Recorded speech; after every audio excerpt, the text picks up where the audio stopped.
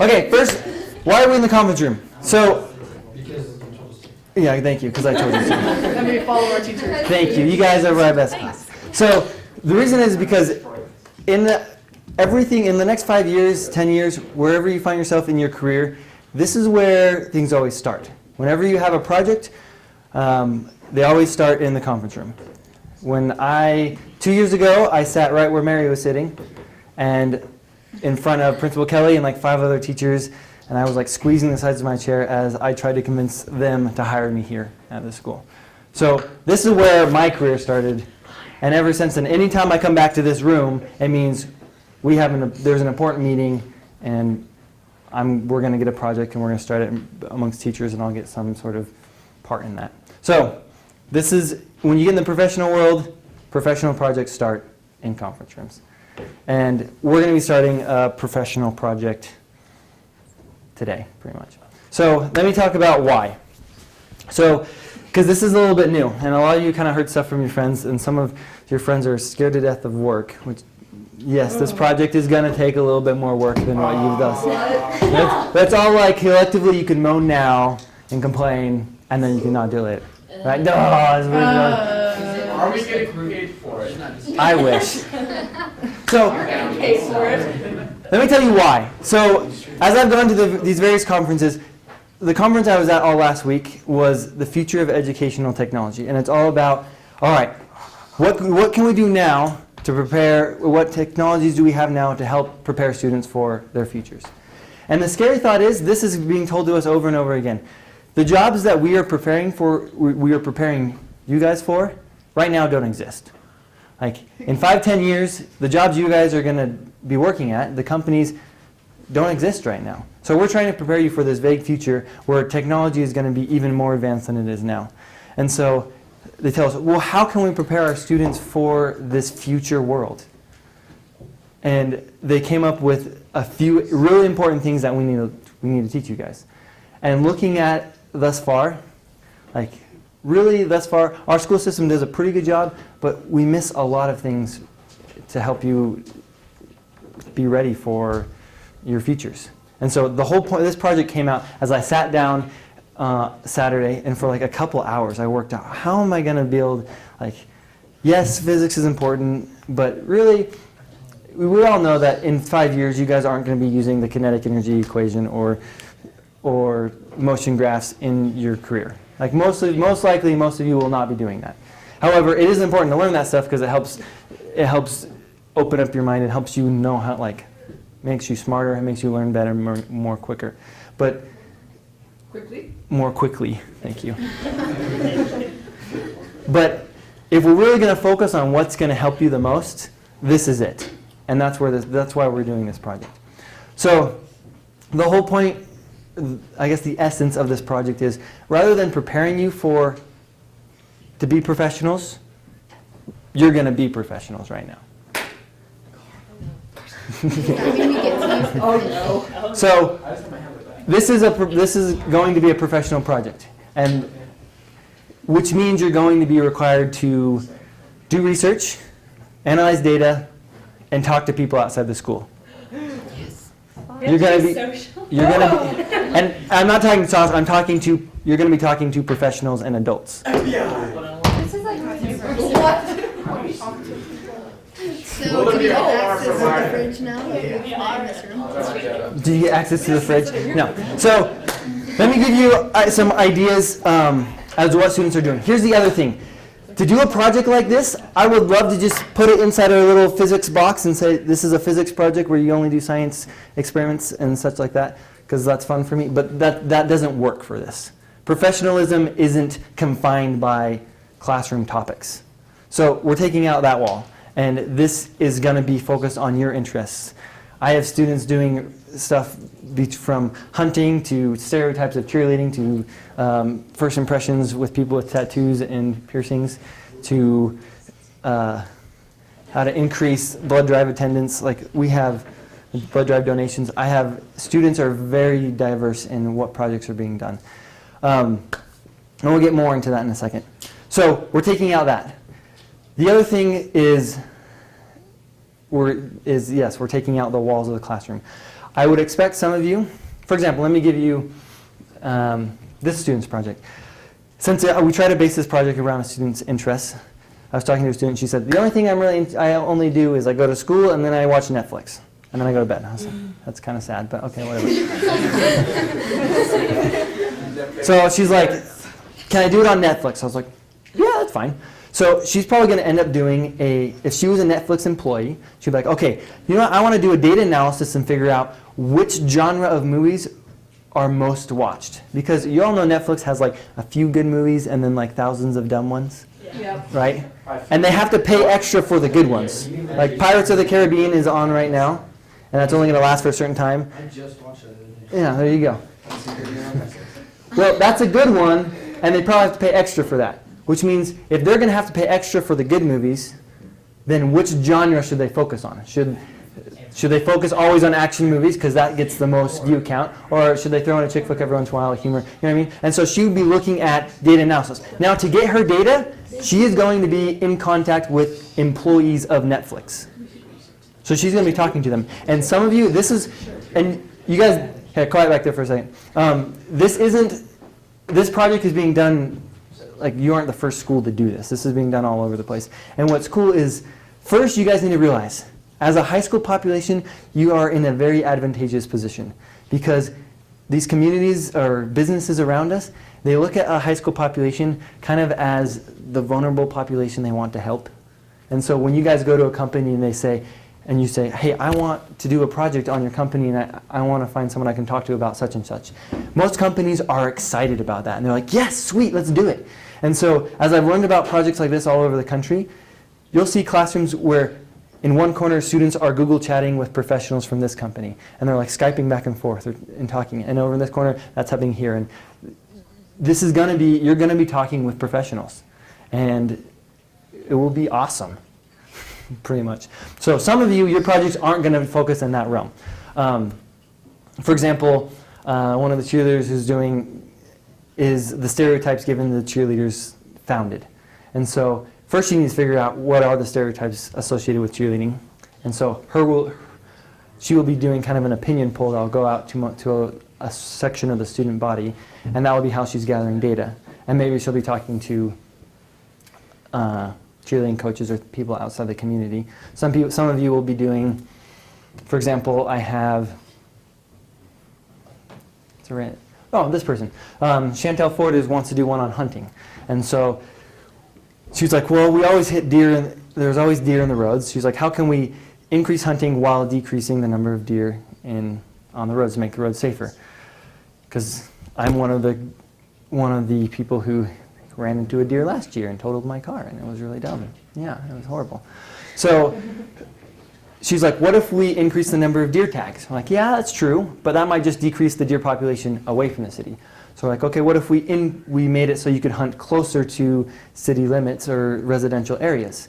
Because maybe by decreasing the number of deer on the road will increase the overall safety of the city, even though it might be more riskier to move hunting closer to the city. Overall, it will have a positive increase in safety. So that was kind of her rationale. Like, you know what, we could go and study that, and that could be her project. But what she would do is she would be getting, and she would probably do an online poll with some of the community, adults outside of the school, and getting out their opinions based on how they would feel if they moved hunting closer to residential areas. That's her project. So you'll be talking to people, the whole point is you'll be talking to people outside. Okay, let me actually go into the project. So I gave this project kind of an intense title on purpose to emphasize really what you're doing. And the project title is, this is Change the World Project. Because your goal is to initiate some sort of change. Whether you actually make that change or whether you make your voice public about what change should be done depends on your project. But the point is to get your voice outside the walls of our classroom. So, like I said, it can be done on pretty much any topic, and we'll go over how it's, so we'll spend the rest of the class period today doing kind of a topic search. Now, how will it change the world? Let me tell you a few things. So, I have a student, her project was based, I have this student. he came up with he found out that in PowerPoint you can make video games. There's this new thing called Office Mix, and there's a lot of cool things you can do with PowerPoint that teachers don't really know about and they're not using. And he's like, you know what? I bet you we can apply this to lessons, and like we can actually make PowerPoint a more, like you could teach something with it more than just presentations. So you know, that's a really cool idea. So his project is actually he's going to be talking to teachers, and he's going to work in a lesson plan that he can that a teacher can use using these new features of PowerPoint that no one really knows about as a technology to help teach a certain topic. And he might even do that in our physics class, so you might see what he's doing. But in his case, he's not just motivating a change and doing a research project like, hey, we should do this. He's researching why you should do that, and then he's actually going to do it. So some projects you actually will implement a change and see it. Other projects it's just getting your voice out there and promoting what should happen. Okay, talk about requirements. There are 3 requirements for this project, and they're pretty basic. 3 requirements are, first, you have to have a good chunk of research. The second part is you're going to be doing some data analysis and gathering data and analyzing data, and the third part is networking, talking to people outside the classroom. Research. This isn't going to be first page of Google research.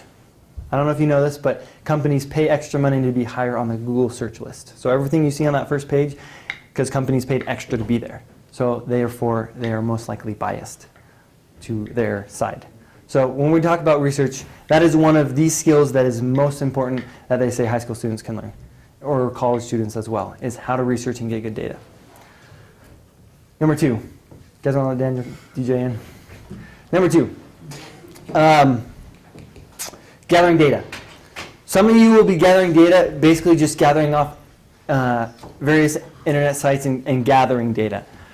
Some of you will actually be generating your own data through experiments. Some of you will be gathering opinion polls and putting out surveys and actually gathering data. And some of you will just be talking to professionals and gathering data that way. But all of you will have to, in your project, be gathering data that you can graph and represent. That's an important part of the project. And the last part is networking, which we've talked about. Talking to people outside. Let me talk a little bit about where the end product, because you will be presenting this and what it's going to look like. A few things. First thing you need to know, you will be recording your projects. So there's new software that allows you to record your PowerPoint slides almost like a screen capture, but it also records a little video of you talking. So you'll present, at some point when you're all done, you'll present to your project to your computer and you'll film it. That will be then uploaded to YouTube. This will go viral. And the reason why is because these type of projects are really what prove what you can do. Of all of my educational career, the thing that if ever I'm applying for a job or applying for the master's degree that I'm applying for this week at BYU, the thing I talk about the most is the research project I did in college. During college, I was like, I'm going to take a break from classes. And I went off to Mexico and I studied their education system. And I was in different high schools talking to teachers and students and interviewing parents. And I spent 4 months down there just doing this research project, analyzing their school system. Now, yes, GPA is important, but really, if I'm going to sell myself, I talk about what I was able to do and this project that I was able to prove my skills with. That's what these type of projects are for. If you're going to apply for on a resume, or you guys are lucky because you're sophomores and juniors, so when you start applying for scholarships, colleges, these are the type of things you'll probably end up talking about. Like, you can do this project for a grade, or you can do this project because you really want to learn what it's like to do professional projects. And so, yes, there are easier topics to do and easier ways to do this, but there also are a lot more legit ones. That's up to you to choose. But I can promise you this, this project, if you do it and make it valued, then it will be something that you will use for the rest of for quite a bit into the future, which is why it's going to be viral, because instead of just talking about your project on a resume, you just throw in your YouTube link And whoever's hiring or whoever's looking at you for an applicant, they just click on that and they can see your presentation and see what a legit project you did, which is going to be awesome. The other thing you're going to do is I should clarify how we're going to work on this project. We are not like stopping physics and doing this project for a month and then going back to physics. This project is going to be stretched over a long period of time because we're going to continuing on through physics the whole time. The next couple units are actually pretty simple, pretty easier than what we've done. So I think you guys are going to do fine there. But we're going to shorten everything a little bit, condense it so that periodically you'll have time to work on this project. For example, today we're going to focus the whole class period on picking a topic. Now, about a third of you to a half of you will probably come up with a really good idea by the end of today, and you'll be excited about it. The other half of you will still be like, I don't really know. You have until next Friday, and where we'll spend little chunks of class time, not like today, but little chunks the rest of the class, to generate ideas to help you pick your project. And then next Friday is when we're going to move on to learning how to research. And then for like 3 weeks, we'll do research portions periodically in the class. And then the next 3 weeks, 4 weeks, we'll spend on collecting data. And then after that, we'll work on preparing for the presentations. So this project will probably it could end of third quarter, it could extend into middle of fourth quarter. It really depends how we progress. Since I have never done this before, I don't know the time length it will take. But my goal is not to push this into your homework time. It's to do it in class. So if you're going to be emailing companies and all that stuff, that you can do in class, gathering data, all that stuff you can do during class time. The only side effect it is going to cause is to increase the amount of time we can work on it in class. I'm going to take some of our lecture time, some of just me talking in front of class, and move that to home. So for example, tonight for homework, you have a YouTube video that I've downloaded that you can watch. That's an entertaining video about gravity that kind of goes through all the basics. It's like